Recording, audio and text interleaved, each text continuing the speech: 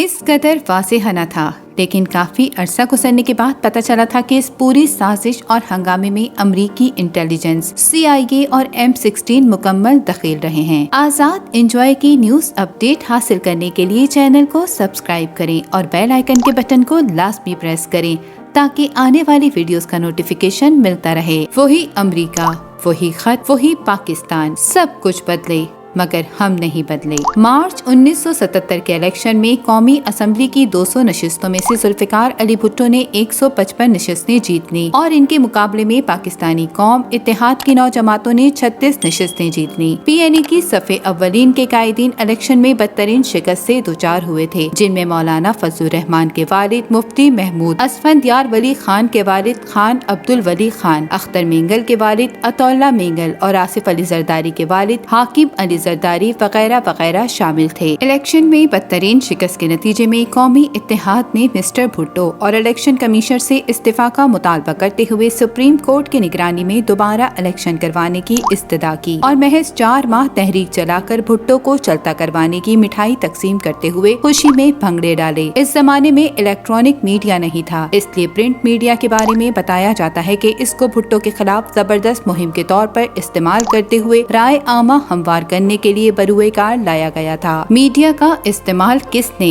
किन मकासद के लिए, कैसे किया था, तब शायद हालात इस कदर वाज़ेह न थे, लेकिन काफी अरसा गुजरने के बाद पता चला था कि इस पूरी साजिश और हंगामे में अमरीकी इंटेलिजेंस CIA और M16 मुकम्मल दखील रहे हैं। जनाब भुट्टो के खिलाफ और कौमी इत्तेहाद के हक में इस वक्त के प्रिंट मीडिया का इस्तेमाल इस तरह किया जाता कि मीडिया मालिकान को खरीद कर मीडिया हाउसेज को अमेरिकन इंटेलिजेंस के जरिए गैर महसूस तरीके से कंट्रोल किया गया था। गैर महसूस इसलिए कि सारे खेल में मीडिया से वाबस्ता अमला तक को पसे पर्दा हालात से ला इल्मो बेखबर रखा गया था। अखबार फरोश जब सुबह घरों को अखबार देने आते तो इनके जरिए अखबारात के बंडल के साथ पम्फलेट्स भेजकर गली कूचों की आवाम में तकसीम करवाए जाते। इन पम्फलेट्स ने भुट्टो के खिलाफ राय आमवा हमार करते हुए अवाम को इनसे बददिल कर दिया और अपोजिशन की तहरीक में हवा भर दी। बहुत कम अरसे में इस तहरीक के जिस्म में जान आ गई और इसमें मजीद शिद्दत पैदा करने के लिए इसे पाकिस्तानी कौमी इत्तेहाद की उन्वान से निहायत खामोशी से हटाकर तहरीके निज़ाम मुस्तफा के नाम पर कन्वर्ट कर दिया गया। भुट्टो ने इस तहरीक को बैरूनी साजिश करार देते हुए सबसे पहले ये सवाल उठाया कि मेरे पास हुकूमती मशीनरी है लेकिन इतने अखराजात नहीं, PNA के पास कुछ भी नहीं, तो वो राय आम व हमवार करने के तमाम जराए कैसे इस्तेमाल कर रहे हैं। भुट्टो ने दूसरा सवाल ये किया कि मैंने 22 सनती इदारों को सरकारी तहवील में लिया है, वो 22 खानदान अगर मुखालफत करें तो समझ में आता है, लेकिन अवाम का क्या बिगाड़ा है जो मेरी मुखालफत पर उतर आए हैं। इन दोनों सवालात के जवाबात इन्हें मौत के घाट उतरने के बाद यूँ मिल गए कि आपके खिलाफ बहुत पैसा चला है। कौमी इत्तेहाद के अखराजात के साथ साथ पाकिस्तान के पिसे हुए तबकात में मजदूर, रेड़ीबान, किसान और दीगर गरीब अवाम में खूब पैसे बांटे गए हैं। यही वो पैसे थे जिनके जरिए भुट्टो 2 तबकात के दरमियान फंस गए और इनका तख्ता उलट दिया गया। भुट्टो ने जब होश संभालते हुए तेजी से बदलते हालात का जायजा लिया तो पानी सर से गुजर चुका था। एक रोज इन्हें टेबल पर पड़ी पर्ची याद आई और उन्होंने सोचा कि क्यों ना इसको एक बार दोबारा देख लिया जाए। चुनाचा भुट्टो ने जब उस पर्ची पर नजरसानी की तो वो पर्ची महज कागज का एक टुकड़ा न था, बल्कि ये तो एक धमकी आमेज खत था। तब इन्हें ये बात समझ आ गई कि अवाम को मेरे मुकाबले में किस टेक्निक से लाया गया है, लेकिन इनके पास अब सिर्फ फरियाद के सिवा करने को क्या काम बाकी रह गया था। सो मायूस होकर वो सड़कों पर निकल आए और इस साजिश को बेनकाब करने का फैसला किया। जेरे नजर तस्वीर में वो खुली जीप में खड़े होकर खत लहराकर अवाम को दिखा रहे हैं जो अमेरिका की तरफ से इन्हें मौसूल हुआ था। भुट्टो के पास ये खत 29 अप्रैल 1977 को आया था, जिसे वो अवामी इज्तिमात में लहराते हुए मुल्क का नाम नहीं लिए बगैर शुरू में सिर्फ साजिशों का जिक्र करते थे। भुट्टो इन दिनों एक रूसी नॉवेल निगार की किताब माँ का हवाला देते हुए कहते थे, इसमें एक नसीहत है कि हाथी की दुश्मनी को कभी भी नहीं भूलना। अमेरिका में 2 पार्टियां बरसरे इक्तदार रहती हैं, डेमोक्रेट पार्टी और रिपब्लिकन पार्टी। डेमोक्रेट पार्टी का इंतखाबी निशान गधा है और रिपब्लिकन का इंतखाबी निशान हाथी है। इस वक्त हाथी के निशान पर मुंतखब सदर बराजमान थे और आजकल जो हाइडन सदर हैं जो गधे की निशान पर मुंतखब हुए हैं। मुझे समझ नहीं आता कि मौलाना फजलुर रहमान को जो हाइडन से आखिर किस बात की उम्मीद थी। अमरीकी हाथी की तरफ इशारा करते हुए भुट्टो ने 3 साजिशों के बारे में कौमी असम्बली के इजलास में बयान किया था। यही वो 3 दुश्मनियां हैं जो इनके तख्त से तख्तादार तक पहुंचाने का जरिया बने हैं। ویتنام کی لڑائی میں روس اور چائنا شمالی ویتنام کے ساتھ تھے اور امریکہ اور برطانیہ جنوبی ویتنام کے ساتھ۔ بھٹو اس زمانے میں وزیر خارجہ تھے۔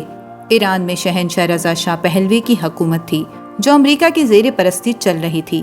ان کے ذریعے امریکہ نے بھٹو کے پیغام بھجوایا کہ آپ جنوبی ویتنام یعنی امریکہ پالیسی کی حمایت کریں۔ بھٹو نے انکار کیا۔ یہاں سے ایک دشمنی شروع ہوئی۔ اسلامی سربراہی کانفرنس کا اجلاس پاکستان میں بلایا۔ اجلاس کے اخراجات سعودی عرب اور لیبیا نے برداشت کیے۔ اجلاس کے ایجنڈے پر مسلم امہ کے درمیان باہمی تعاون کے آزادانہ فروغ سے متعلق فیصلے ہوئے۔ درپیش مسائل کا جائزہ لیا گیا اور اپنا ایک مستقل بلاک بنانے کا عزم ظاہر کیا گیا۔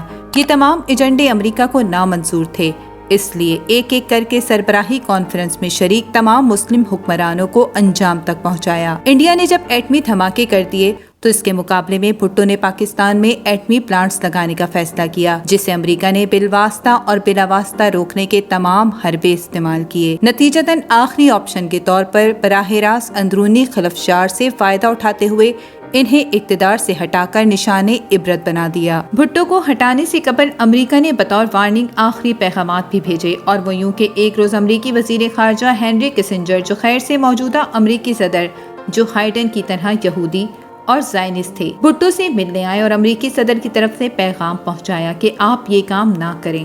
بھٹو نے فوراً جواب دینے کے بجائے کافی دیر تک توقف اختیار کرتے ہوئے ایک لمبی ٹھنڈی سانس لیتے ہوئے کہا کہ ہینری، آپ میرے دوست ہیں، آپ ہی بتائیں کہ پھر میں کیا کروں۔ ہینری کسنجر نے جواب دیتے ہوئے کہا کہ مسٹر بھٹو، آپ بڑے استاد ہیں، مجھ سے اصل بات اگلوانا چاہتے ہیں۔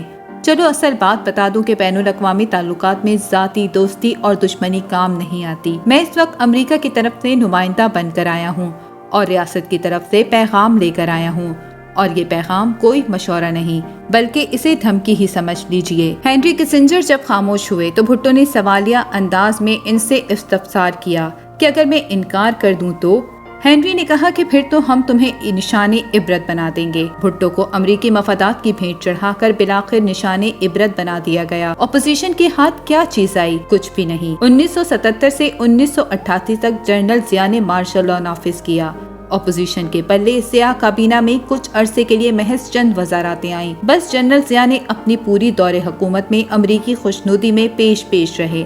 آخر میں جب انہیں یہی خیال آیا کہ اب میں خود بھی پرواز کر سکتا ہوں، مجھے کسی کے سہارے کی ضرورت نہیں، امریکہ نے اس کے بھی پر کاٹتے ہوئے نشان عبرت بنا دیا۔ جنرل ضیاء کے بعد جو حکومتیں آئی ہیں ان کی ترتیب یوں ہیں: 1988 سے 1990 تک محترمہ بے نظیر بھٹو کی حکومت، 1990 سے 1993 تک میاں نواز شریف کی حکومت، 1993 سے 1997 تک محترمہ بے نظیر بھٹو کی حکومت، 1997 سے 1999 تک میاں نواز شریف کی حکومت، 1999 سے 2008 تک جنرل پرویز مشرف کی حکومت، 2008 سے 2013 تک پیپلز پارٹی کی حکومت، 2013 سے 2018 تک مسلم لیگ نون کی حکومت، 2018 سے 2022 تک پی ٹی آئی کی حکومت۔ امریکہ کے ساتھ سب کے تعلقات مختلف نوعیت کے رہے ہیں۔ گزشتہ حکومت میں ہمارے تعلقات اس قدر بے حسی اور بے غیرتی کا شکار رہے کہ امریکی ایئرپورٹ پر ہمارے منتخب وزیر اعظم کی ننگی تلاشی لی گئی تھی،